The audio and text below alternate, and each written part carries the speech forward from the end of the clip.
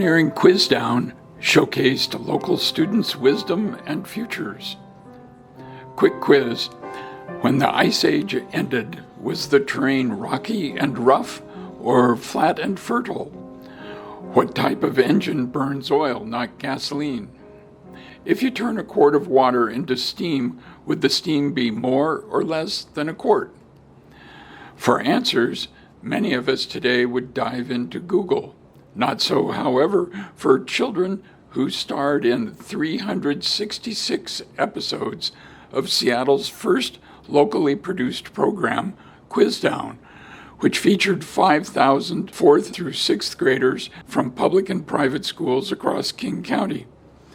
Broadcast on Saturdays, Quizdown began on KOMO radio on January 8, 1949, converted to TV on KING on November 1, 1952, and on December 12, 1953, returned to KOMO, where it remained on TV for the rest of its 16-year run.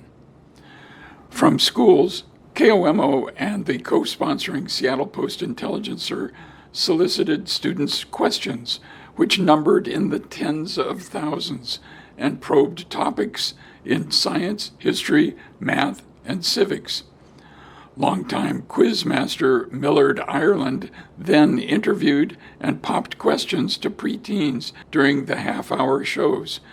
Installments featured 6 students from each of 2 schools, plus alternates, competing for their schools to win the encyclopedias, record players, and other prizes.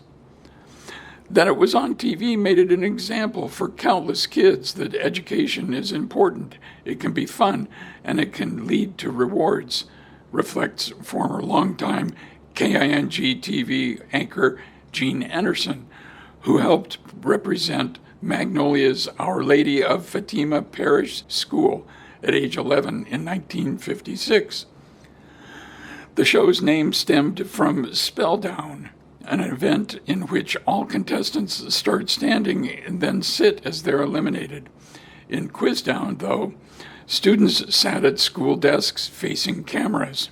Signs hung from their necks indicating their names and grade levels.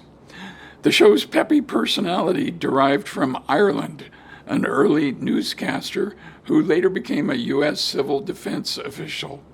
His encouraging rapid-fire exchanges with kids hinted at their later lives. On February 1st, 1958, for example, he ferreted out the interests of John Hay Elementary 6th grader Norm Alquist. "I like to work with radio and television," Alquist said. "When they don't work, I like to find out what's wrong with them. One time there was just a raster, a grid pattern, but no picture. There was only one video tube in there, so we checked it, and it turned out to be completely dead."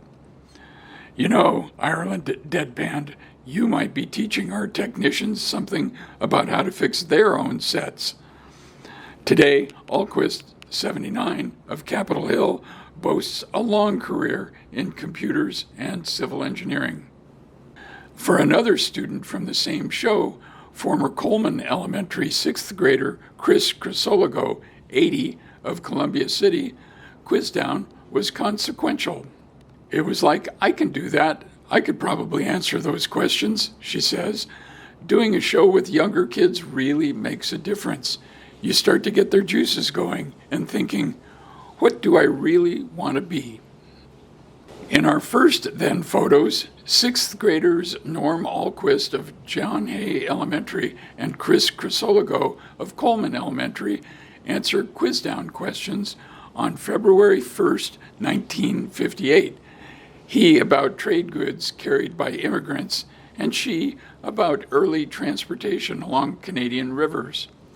Alquist later worked in computers and civil engineering, while Crisologo worked in healthcare, nonprofits, and workforce development.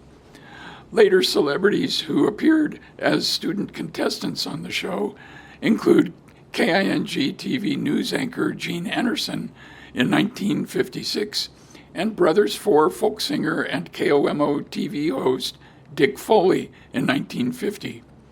Quizdown, Anderson says, was my start in TV.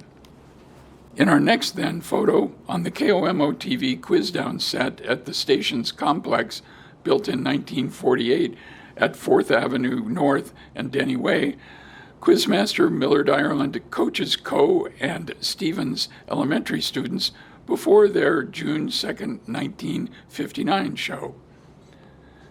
In our next then photo, longtime Ballard resident Millard Ireland always wore a cap and gown as quizmaster. In our next then photo, the Coleman Elementary team shown January 28, 1958 in the Seattle Post-Intelligencer. The newspaper lavishly promoted the show, which aired Saturdays during the school year. In our final then photo, the John Hay Elementary team shown January 28, 1958 in the Seattle Post-Intelligencer.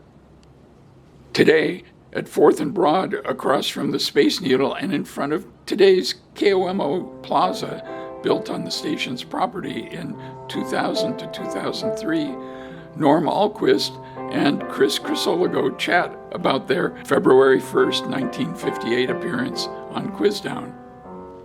Also today, displaying the pin he has saved for 67 years from his February 1st, 1958 Quizdown appearance is Darwin Mitchell of Vancouver, Washington.